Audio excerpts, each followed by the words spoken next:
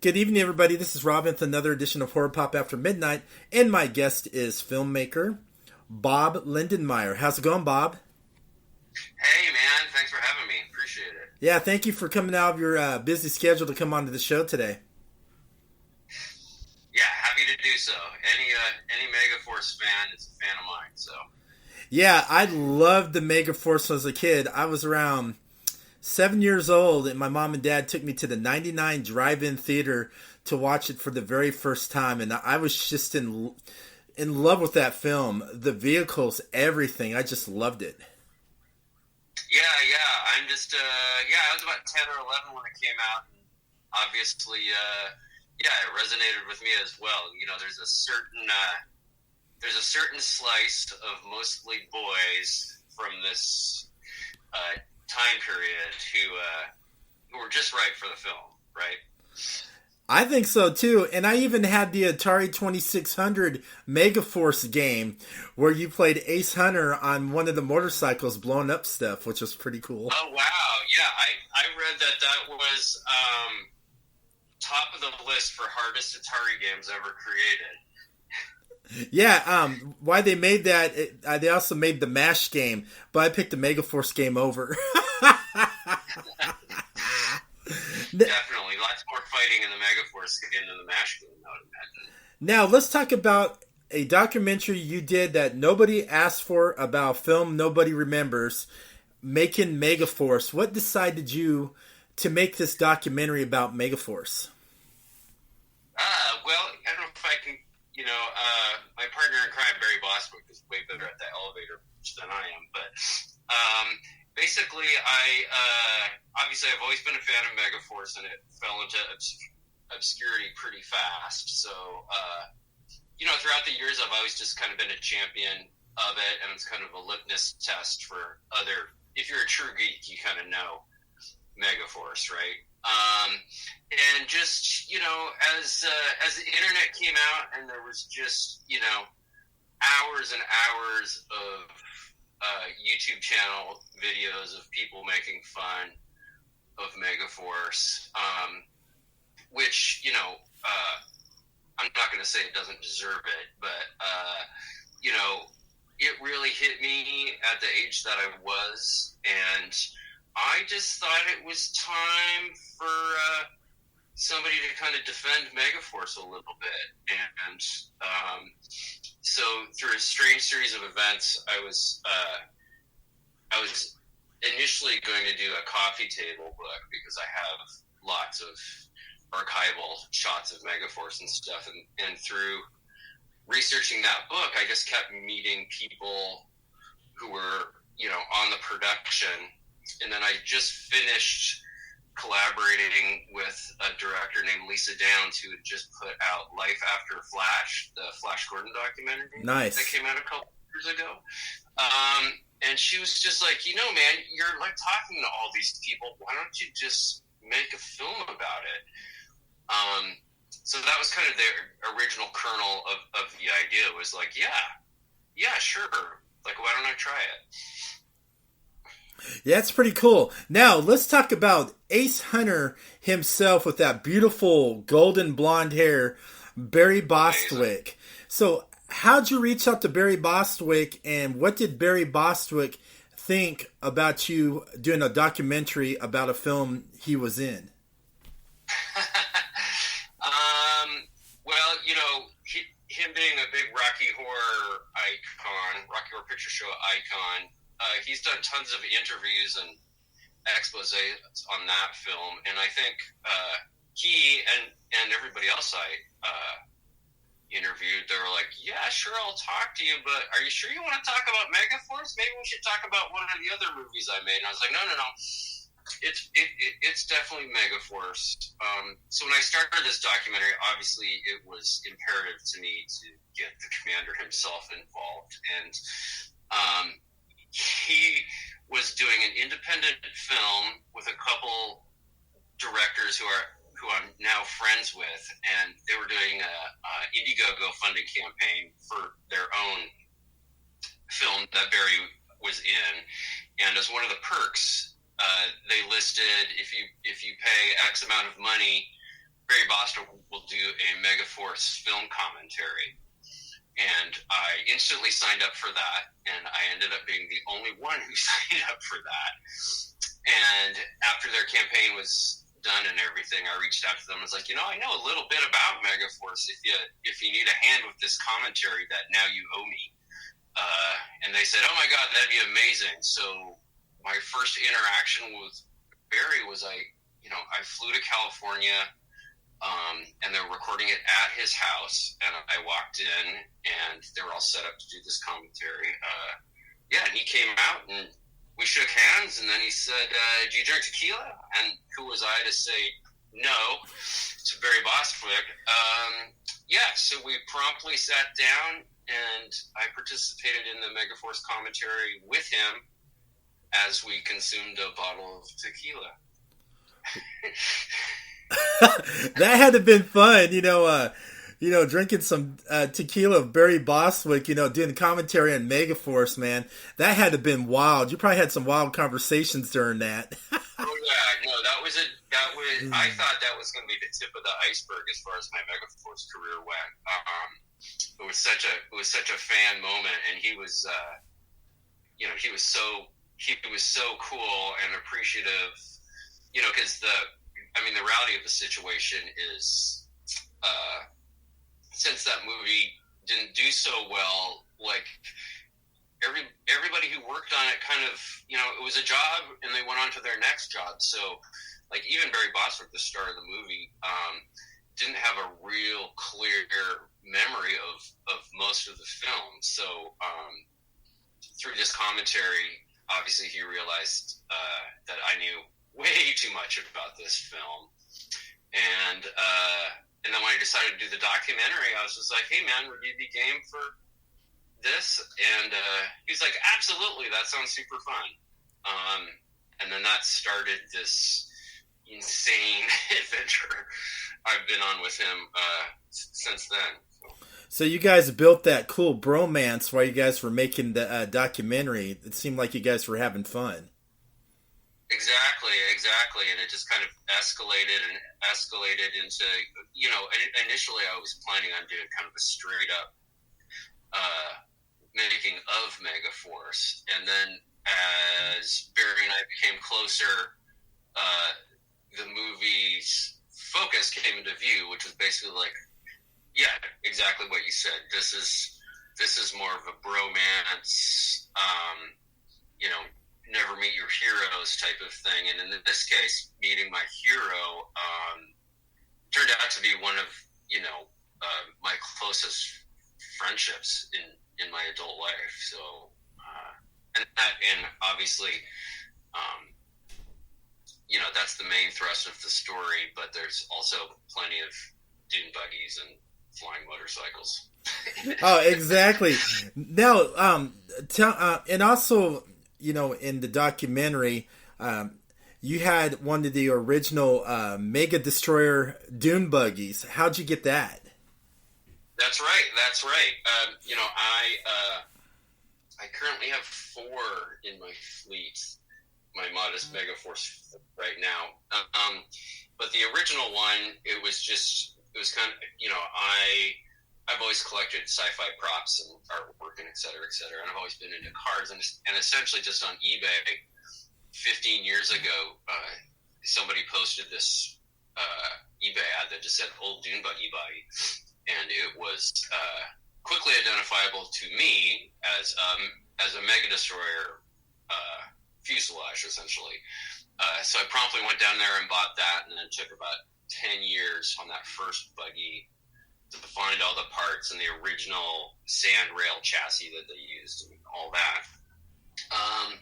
And I basically kind of built that one from scratch, almost like a life-size plastic model kit. And then in the journey of filmmaking, obviously I keep running into all these guys, and the crown jewel Mega Destroyer I have now is a complete unmolested screen used one that's been in storage since '82. So that's my baby now, and the one that I hand built is we call that one stunt buggy, because that's the one we do all the jumps and pyro stuff in our film with. So were you the stunt driver doing all that in the documentary?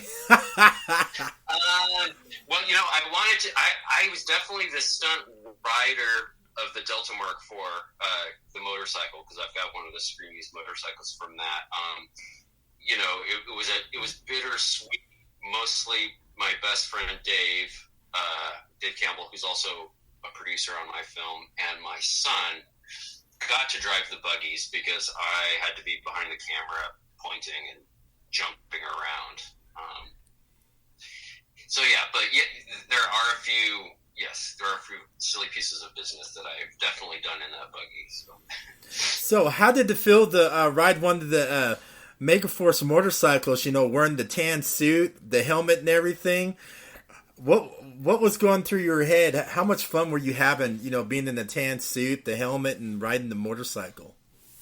It was, the short answer, obviously, anybody who's a fan of anything, if you have the opportunity to do something like that, it's just the biggest fan moment, right? It really makes you feel like you're in the film. Honestly, the practical part of riding the Delta Mark IV, which incidentally was Barry Bostwick's actual Scream News motorcycle. The practical thing was, it was terrifying. It was unwieldy, right? Like, you have to remember, this is a 40-year-old prototype vehicle. Mm-hmm. They took an underpowered Suzuki motorcycle that Hal Needham got for free, and then they put 250 pounds of fiberglass work and nitrous oxide tanks and CB radios and pockets on top of this thing. So, like honestly, it was terrifying. But when I got off it and watched the footage, I was like, "Oh my gosh, there I am! I'm in Megaforce finally." So, actually shooting live rockets off a running motorcycle in the desert. How many people can say that? That sounds like fun. So, another question. So, did Barry get on one of the bikes and shoot missiles with you as well? Barry has sat on a couple of the motorcycles for our film. They're so dangerous. I couldn't, in good conscience, although he really wanted to, I couldn't, in good conscience, put him on a live motorcycle. It's just like, yeah, Bob Lindenmayer killed his childhood hero by trying to relive his youth. The stakes were just a little bit too high there. That would have been cool if he was in the tan suit with the famous baby blue, bandana with his hair all feathered up. That would have been epic. That would have been epic, indeed. Yeah. Well, I think I think there's enough Barry being Ace Hunter in this film that's going to really ring true for a lot of dyed-in-the-wool Megaforce fans. So, like what he always says in the film, even in the 80s, the good guys always win. That's right. Love him in red and love him in blue. What was your favorite part of Megaforce? Okay, I got two favorite parts. One of my favorite parts was with when Dallas picked up, Edward Mahor, who played, Devin on Knight Rider, and it was taking him. I just loved the whole stunt cycles where they were sitting there, shooting the missiles at the, everywhere and doing wheelies, jumping, and I loved when Dallas had that screen of that beautiful woman coming out of the beach water. He's sitting there going, here. Yeah, the Mirage, and that was my favorite part. And my other favorite part was Michael Beck's character. Dallas was my favorite. I loved him. He was a good cowboy, and I just loved. Yeah, and he looked smooth on that bike, and I love how he would hang the rebel flag on the back of the bike. Like going like cowboy, Clint Eastwood Western style. Like riding his steel horse into the battle, where he went up against Ron Silva and the bad guys in the tanks. Yeah, that's it. Yeah, that was definitely a Hal Needham contribution there. You know, the funny thing about, or the interesting thing about that hologram scene is the footage from that. Tom Selleck was offered the role of Ace Hunter, and Really? was just getting into Magna PI then, so he didn't actually take the role. But as a joke, the producers, that video allegedly is Tom Selleck's girlfriend coming out of the water. Really? Mind blown, right? And even more on top of that, when Dallas says, "Oh, Carrie, darling, show me your magic," or whatever he says, when he says Carrie, darling, that was his fiance at the time. So he threw her name into the movie as a nod to her, like a little secret hi honey thing in the film, and they're still married to this day. So that's pretty awesome. I met Michael Beck at a convention. He was a really nice guy. You know, we talked about Megaforce and everything. And, you know, and of course, you know, I was jokingly with him. I was like, so what was it like to work with Olivia Newton-John on Xanadu? Oh, yeah, for sure. Yeah, he's a sweet guy. We spent a couple days together during the production. And, yeah, he's just the most level, kind, mellow cat around, right? Like, I hope, you know, we're trying to figure out if there's a proper Warriors documentary that can be made in the future, you know, because that's his big legacy film, really, you know, not Megaforce. So. Yeah, I think so too. Now you also engineered a replica Mega Death laser. So does that shoot out a laser? How long did it take you to build that? That took me months and months and months. You know, and it's not, since it was going on the actual production vehicle, because that was one of the few things that was missing at the time.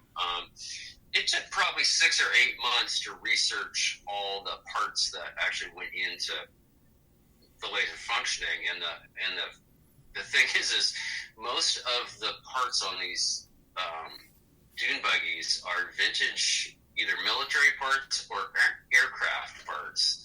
So the laser is made up of 4 different linear actuators from a 1970s Learjet, plus a bunch of plastic, plus a Volkswagen Bug windshield wiper. Oh, wow! I was wondering how that is.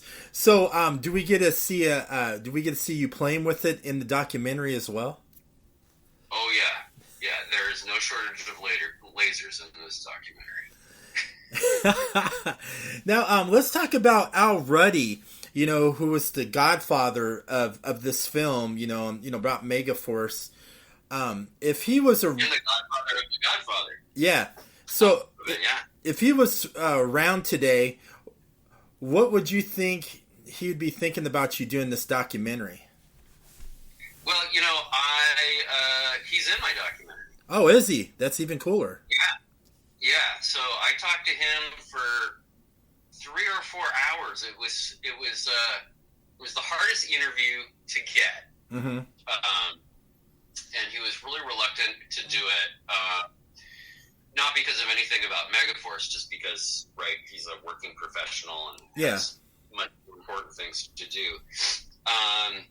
But I interviewed his co-producer, Andre Morgan, who also did Megaforce and stuff like High Road to China and stuff like that.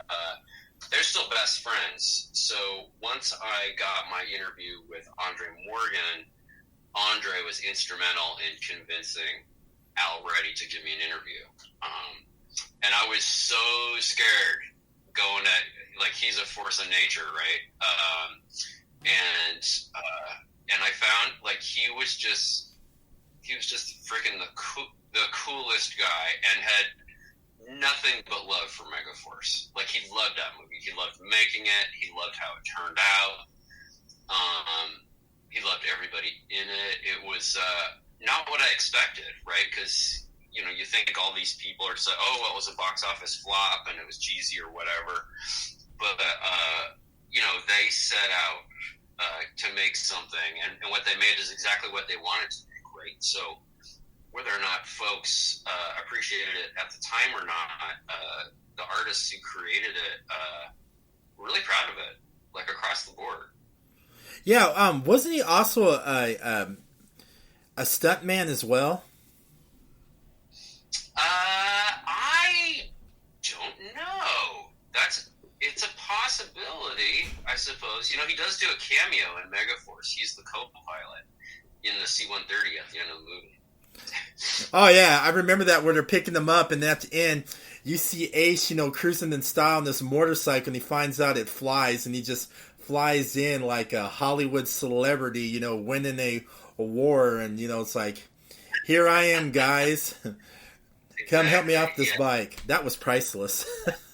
Yeah, I definitely do know Hal Needham and Al Ray both were in the military, which I think is kind of why they got along so well and why they featured certain things in the film Megaforce, right? Hal Needham was a paratrooper, so his obsession with skydiving is why there's that skydiving part, really long skydiving part.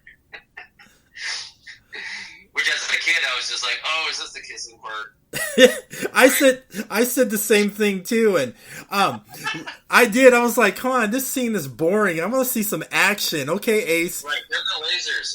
Yeah. Where's the lasers and the bikes? I want to see Dallas and all of them, go to war. I don't want to see Ace Hunter, having a little love relationship with that beautiful woman. I want to see more. Let's talk, and also in Megaforce, they had some great futuristic costumes that the actors wore in the film too. Was like a little bit ahead of its time. Yeah, for sure. I was told by one of the production designers that the actual film Megaforce was supposed to take place around 1996. Mm-hmm. If you put it in the so after Escape from New York, apparently. Hal Needham was specifically involved in designing those uniforms, again, because of his military career. He, if you've seen any pictures of Hal Needham, he's always dressed to the nines, right? Super fancy. He's kind of a cowboy dandy type. So he really did not want the sloppy fatigue look. So he was instrumental in designing this gold suit. And the other people who were involved in the design of the suit were Mattel Toys, because they were brought in right at the beginning, even before Megaforce was shot, to consult, because they were going to do a big toy line, and their mandate was all the suits needed to look the same, so they would only have to make one action figure body. So that's kind of why the uniforms are so standardized. Oh, that's pretty neat. So also in this documentary, besides you guys get to play with all the toys, from Megaforce, the Doom buggies and the motorcycles and shooting lasers and all that. So how deep in detail and of history of the film did you dive into to making this documentary? Well, I dove all the way to the bottom on that, man. I really did. So much so that there'll probably be a supplementary disc on the DVD set that goes. If you're really interested in Megaforce that much, it goes so deep into everything. Everybody had so many amazing stories and insights about the technology, and like the guy who built the world land speed record car was actually the guy who designed all the vehicles for the film. There's just so much rich, fascinating history there that it's been really difficult to balance the film between people who are curious about Megaforce and people who are obsessed with Megaforce, and how do you serve the diehard fans, and also, because there's only 38 diehard fans between you and I. So how do you make the film be enjoyable for those people who are not super interested that the motorcycles used Skinner valve 1138 to make the propane guns work on the front of the bikes. That's been the hardest thing, because I did go deep, and I talked to as much of the crew and the stunt people. I mean, just the stunt stories alone could be a documentary in this film. There was so much unprecedented work done to make it. Yeah, and that maybe there, like I said, there was a lot of stunts. And another cool thing I liked about Megaforce, you had to like that classic movie theater poster. I mean, it was just so retro, so futuristic, and you just see Ace Hunter right in that poster. He was just like a superhero that was just coming out of a modern day, comic book, and with that famous saying, "Deeds, not words." I mean, that was such a beautiful poster. Yeah, it was amazing, right? And, I mean, we can do a whole podcast on the state of movie posters in the industry these days. But back then, there were all such works of art, right? And, the Ace Hunter poster could go side by side with the Spy Who Loved Me poster and, all those. They're just so rich, and they kind of tell the whole story, right? Specifically that Megaforce poster, it's just okay, this is what I'm going to see in this movie, and of course it totally delivers as far as that goes. It's just yep, there's a pretty girl, there's lots of lasers, a couple airplanes, and a bunch of jumping motorcycles. How could this be bad? Let's talk about. I'm a strong supporter of physical media, and for a long time, Megaforce was, never out on DVD or Blu-ray, but you can go to conventions and get bootleg copies of it too. It's man, I always wanted it, but every time, I tried to find it, I always end up finding the bootleg copies. Exactly, yeah. I jokingly say Megaforce was the last film ever put on DVD. But since then, there's been a couple. I just worked with a bunch of guys. I don't know if you've seen the special edition Megaforce from Umbrella Entertainment out of Australia. Mm-hmm. I collaborated with them on their fully featured DVD. It's actually or Blu-ray. It's the only version out there that actually has the original stereo track from the movie. Nice. All the other Blu-rays and DVDs out there just have the mono track, and that came from apparently I'm the only one left who had an original stereo version of Megaforce on Laserdisc. So we were able to lift the true stereo tracks out of that. But that's kind of the best run.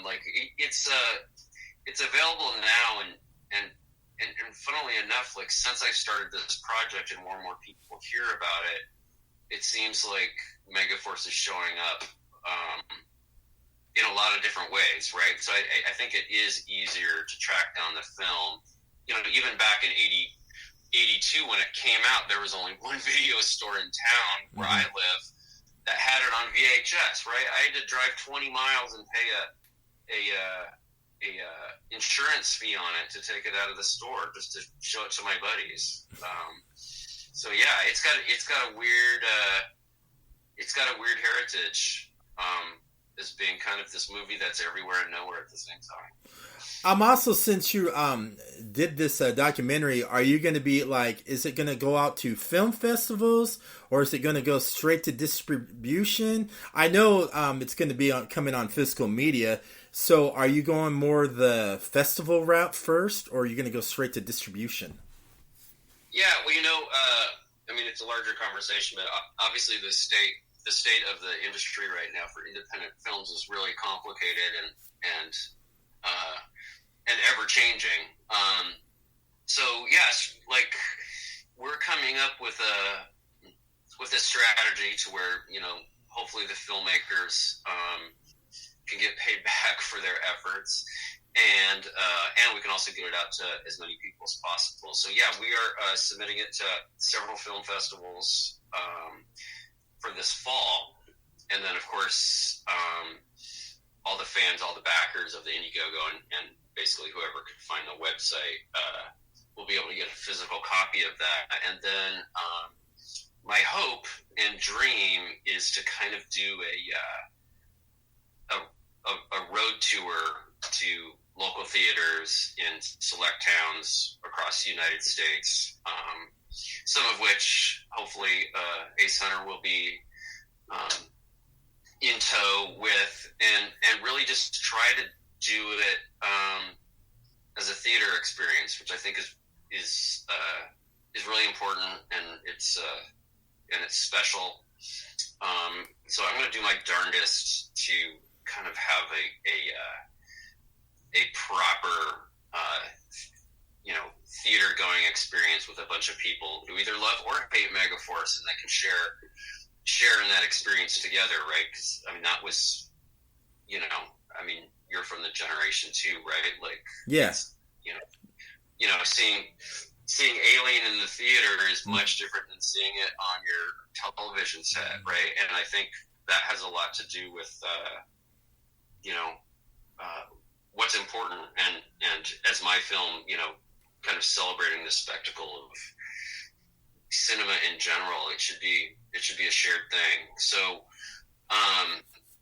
all that said, those are aspirational goals currently. We always have the option to kind of do the standard, put it on Netflix or Amazon and let them get 90% of the profits. But my hope is we can find a more equitable way for filmmakers and distributors to kind of share in the wealth of it. Much like a podcast, right? Like, you're going straight to your fans, mm-hmm. and without a middle person. And I think independent film is really struggling with that right now. It's hard to find your audience, even though they're probably your neighbors, right? It's a challenge. It's a challenge these days. Again, I can go on about it, but as many people who can see it as possible. Right, I just want people to enjoy it. That's the big thing. So I'm open to suggestions too for that matter. Yeah, if this happens, if you do a tour, I grew up in California, so I saw that the drive-in theater, was a little kid back in California, but I've never saw it like in a theater on the big screen, just only the drive. I would love it because you're like me, we're Generation X. We come from a cool era where they had all the cool stuff, but I would love to see it in a theater. Just sitting there, and my inner child comes out. And if you do a tour, you better bring the movie here in Cincinnati. Love it. Yeah. I'll collaborate with you. We'll make a thing happen for sure. It doesn't take that much with a smaller film to actually, I'm not going to say become famous or popular, but it's just not that. I think people are interested in seeing new content and fresh content, and maybe just not the 7 movies that the studio system wants you to see in a summer. I think there's space for more. I think so too. And since Megaforce had an awesome, soundtrack, especially the intro with the 3D, images and the different, dark colors, it felt like you were like really watching a futuristic movie from a late midnight showing, which was pretty cool. So since Megaforce had that, the cool music and soundtrack, so did you put yourself a cool music score in your documentary? Yeah, well, we're in the, we're editing and starting to pull all that stuff together. I've got a really great opportunity. I'm working with the front man of the band 707, who did the original Megaforce theme song. Nice. So we're trying to, get that into our film. You know, it's a balance between, right, like my movie's not made in the 80s, so it's a fine line. And obviously there's going to be lots of fantastic 80s music and sound effects in the appropriate parts, and then the rest of it, you know, is going to take on a sound of its own, hopefully, right? This is actually my first film I've directed and been at the top at. So yeah, I'm gonna try to make it as kind of bold and maybe ridiculous as the original film, but I think it's important to keep that freshness and you know, that the original film had. So I'm hoping my future will be a brilliant compliment and a value add to the original film. I think so too. And be honest with me, when you watch the intro to Megaforce, the theme song, don't you still get like chills and goosebumps up your arms? Oh yeah, I really do. Yeah. Well, and it's really funny too, because I mean, you say that, but I've seen the movie like, you know, 600 times in the last 3 years, and I still, you know, it still touches those, you know, nerves that you developed when you were a kid. Like, it really does. And it's so lovely to have something like that in the world that can make you feel that way, right? I mean, that's why we love these old movies. I think so too. Another question I always ask my guests too is, are you a big horror fan, and what was that one horror film that got you into watching horror?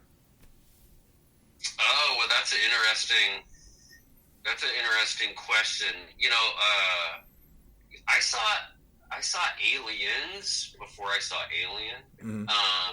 I know that was a lot of people's touchstone, but the movie that pretty much knocked my socks off, or one of the earliest movies I can remember, is John Carpenter's The Thing, for sure. And then you couple that with Evil Dead 2. Like, those two movies were really influential on how I would process horror movies. I've been a Godzilla fan since I was born, so as far as horror movies go, I gravitate more towards giant animal wins over humans more than you know, a serial killer or, you know, some fantastical creature. So, you know, like I don't even know if you qualify like Lake Placid or Deep Blue Sea or The Relic.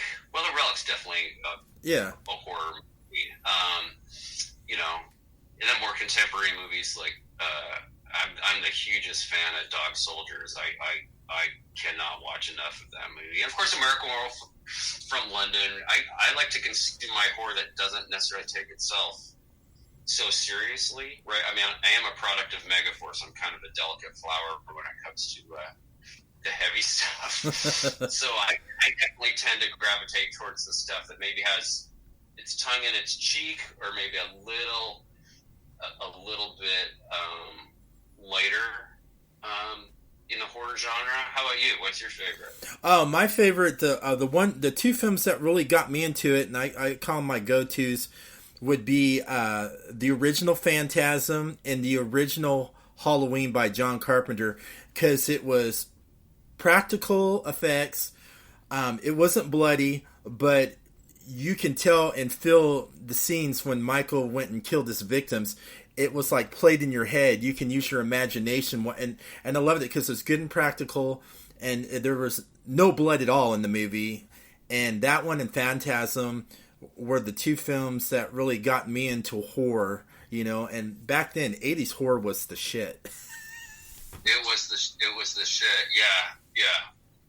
I agree. That original Halloween was, you know, since I'm a car guy and stuff like that, my Halloween is actually Christine, right? As far as that kind of, it has the same, obviously same director.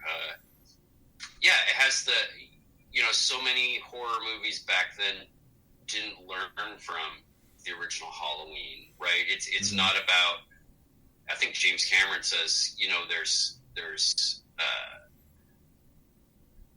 you want the feeling of shock and horror not discussed, right? And it takes a really sophisticated filmmaker, like, to balance those, right? Because, I mean, disgust is an emotion, but that's not an emotion that's going to stick with you, like something like Halloween, where, you know, like, what you were feeling is what informed the horror, not necessarily what you were seeing as much.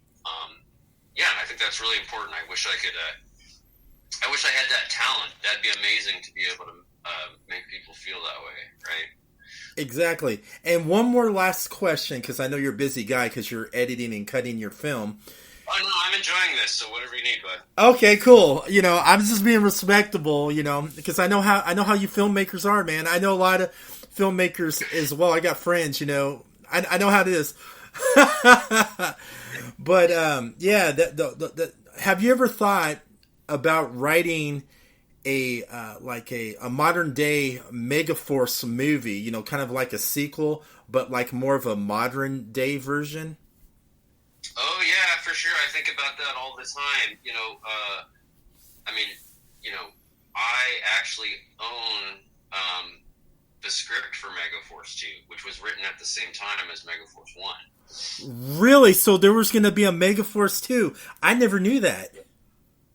Yeah, and it's actually pretty great, especially because it's from the time. So obviously, it just clearly reads like a sequel to Megaforce. And yeah, you know, like, if somebody asked me what my biggest pipe dream is, after this film came out, it would be for somebody to give me the opportunity to actually do a proper sequel to it. And, you know, honestly, I have such a reverence for the original film. Like, in my head, it would be, and nobody can use this, I call dibs on it, but it'd actually be more of a, like what they did with Rafik Khan, right? Yeah. Like Barry Bostwick is still a working actor, so is Michael Beck, and they're both so vital as actors and performers. I would, you know, my fantasy would be to do a modern day version of Megaforce, but some of the original boys from Megaforce are still working there.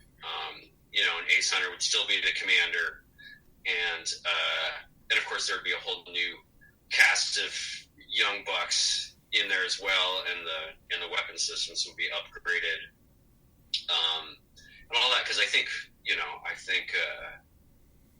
it would be amazing, right? Like, I mean, everybody says Megaforce was G.I. Joe the movie before G.I. Joe the movie came out, and I think there's an appetite, especially with the legacy of Marvel movies and just action adventure movies currently. Megaforce would fit right in there, where in 1981 it didn't quite fit. It didn't quite fit with the zeitgeist of what people wanted to watch back then, right? People wanted to see Blade Runner and The Thing or The Road Warrior or Empire Strikes Back, right? It wasn't the good guys always win in the 80s time. And of course, that's what the whole message of Megaforce is. But nowadays, like, I honestly think it would play better now because it is just like a Marvel movie. Like, what do you think? I think so too. It would be great, and it would introduce a new generation, and plus, you know, us, you know, 38, you know, legit true fans of it. And you did that. I think a lot of people would jump on and like it, since, you know, a lot of people like some of those Marvel films and DC films. Why not? I mean, Ace Hunter could be... I mean, right, like Tron came out the same summer as Megaforce, right? Yep. And Jeff Bridges and Tron 3, they're making that right now, right? Yeah, So, I mean, they had that Tron 2 and that Tron 3, and it'd be cool to have Barry Bostwick as a household name as Ace Hunter, and then everybody would know it. Besides the Rocky Horror Picture Show, you know, they'll know him more, or playing President George Washington. They would recognize him more as Ace Hunter. I think that would be cool.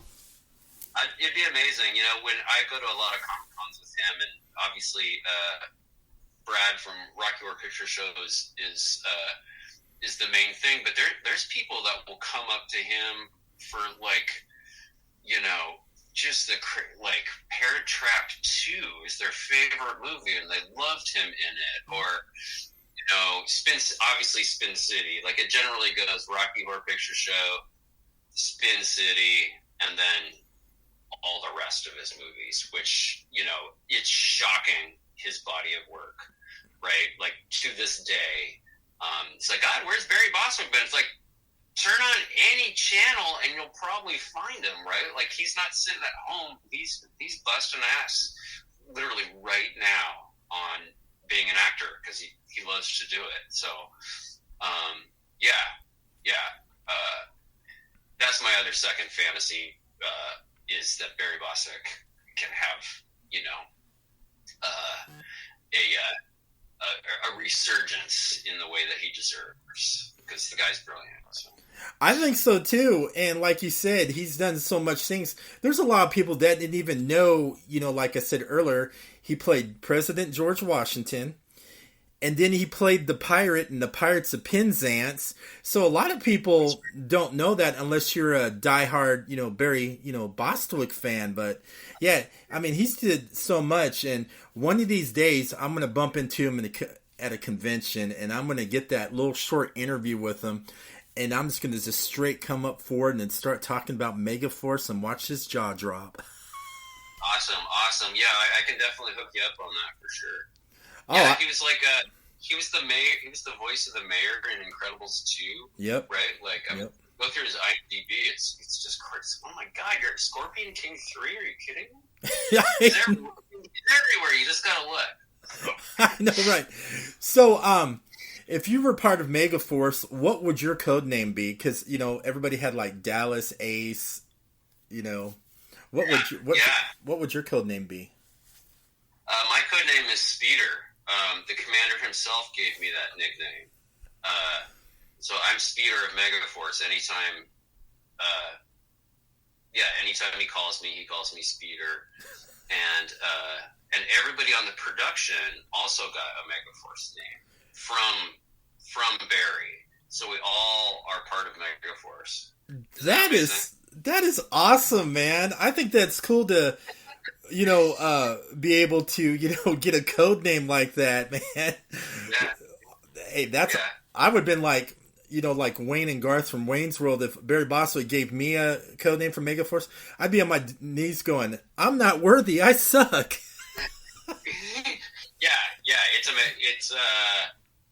It's amazing. Actually, I mean, we have that as part of our Indiegogo campaign too. Nice. If you donated a certain amount of money, Barry would give you a special Megaforce name. That would be. But yeah, we went back and forth on Speeder for a little bit for a while, since I'm from Seattle, and initially he wanted to call me Seattle, and I was like, I need something sexier than that. So then he was like, Speeder, I'll call you Speeder because you're always running around here trying to do too many things. And I was like, that sounds perfect. Nice. That would be so cool to have that. Yeah, and then you can put it on your you can put it on the motorcycle too, on the side, Speeder. You can be like Lieutenant Speeder or Colonel Speeder. Yeah, well, there's no rank in Megaforce, don't forget that. Oh, I know there's not, but wouldn't that be cool in the modern version? They started going up to rank. That's right. Yeah, throw on my little official Megaforce fan kit card that used to come in the old comic books. So. Oh yeah, I remember because I'm also a big comic book fan. I've read comics since the '80s, and today I remember when they used to have the Megaforce film ads in the comic books. I remember that too. It was full page, yeah, man. It was full page. You can tell what year a comic was printed by if that's on the back of the comic. Right. Yeah, that's what I was saying. Because I was looking back my comic books, and go look back, and I found the ad for Megaforce. I was like, oh my gosh, I totally forgot. They did the film ad in some of the comic books, which was pretty clever. Because back then in comics, when you read comics in the '80s and all that, the '70s and '80s, they always had stuff about movies, and then crazy toys and stuff like that. So which was right, yeah, it was Twinkies and Sea Monkeys for the most part, but then Megaforce really slid in there and just dominated that kind of between it's kind of media blitz and working so closely with Mattel Toys, right? Like they were a couple years early, right? Star Wars was the only one that had kind of turned that merchandising crank. Yeah. And they really tried to experiment with Megaforce, to kind of recreate that. And unfortunately, we're still waiting on an Ace Hunter action figure. Dude, I want a Ace Hunter action figure and a Dallas action figure, man. I want those two figures. That would be cool. Yeah.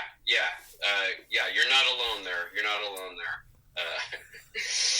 Yeah, I mean, I've got every toy that they came out with back in the day, but yeah, there was a real desire for that stuff back then.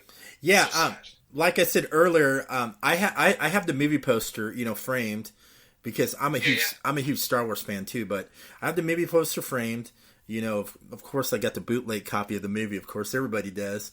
And then I got the Atari 2600 game. But I also had the little Hot Wheel cars. Remember, they did the little Hot Wheel cars of the buggy? Oh, yeah. Yeah, I can tell you just a quick fun story about that. So Okay. I interviewed the designer of those Hot Wheels, and the funny thing is, so Hot Wheels said, we can only afford to do 2 new designs for this movie, and the rest of the Hot Wheels in the Megaforce collection need to be existing vehicles from our line. So the tank, the Bronco, and the Tatcom were all existing Hot Wheels that were repainted. So literally the Tatcom from Megaforce, the big 6-wheeler vehicle, that was called the Space Van. Okay. Back in 1968. So you got to think about that. Mattel brought back a toy out of the vault and basically told these filmmakers to make a full-size version of it and drive around. Right? It wasn't the vehicles informed how the Hot Wheels were made. The Hot Wheels were designed and built before a fully functional vehicle was made. Right? Like they just made giant Hot Wheels from the Hot Wheels. It's incredible, right? Like who does that? It's so cool. I think it's awesome. All right. So where can everybody find you on social media? Where can they go to your Indiegogo page? Because I know that people can still get those cool perks you're talking about. And after you do Making of Megaforce, what's your next project? What's Bob going to be doing next? Oh, those are great. Well, MakingMegaforce.com is a website. And if you search on Indiegogo for Making Megaforce, we're still up there, going strong. And then if you want kind of more personal, insightful stuff, the Facebook page that's been going for 15 years now, Megaforce HQ on Facebook, is a really lovely place to see all things Megaforce, not just stuff that I've curated. And then on the Instas, right, we're making Megaforce on Instas too, and I'm on there. And if anybody's curious and wants to reach out or has an actual personal question for me, or ends up in Seattle and they want to sit on a real Delta Mark IV, they can totally reach out to me, and I'll make that dream come true for them. As far as the future of filmmaking goes for me, there will be a vacation quickly after, and I've got a few irons in the fire currently. If it were all up to me, I would start working on Megaforce 2. But as far as documentaries go, I'm a huge Rocketeer fan. Nice. That's a great film. It's a great film, and again, it's literally 10 years after the making of Megaforce, but it kind of suffered the same fate. It did. And that had nothing to do with the quality of the film. It just had to do with the timing of it. And there's a couple stories there that seem kind of important to me. And again, just I think making these documentaries offers a chance for people to have an excuse to take a second look at the original films that, obviously between, you and I, it's just like, well, yeah, because they're great films and nobody ever saw them. So why, let's try to celebrate these things as opposed to watching some, bad remake of it. Exactly. Hey, you know something? I'm going to take your offer, because like once a year I go back to California to visit. But maybe one trip I'm going to come all the way out to Seattle, and I want to ride in that buggy, damn it. You're more than welcome to. Anytime for sure. Well, and if we get to do this traveling roadshow thing, the hope is to drag those suckers around with us and really make a scene out of it. So that'd be pretty cool.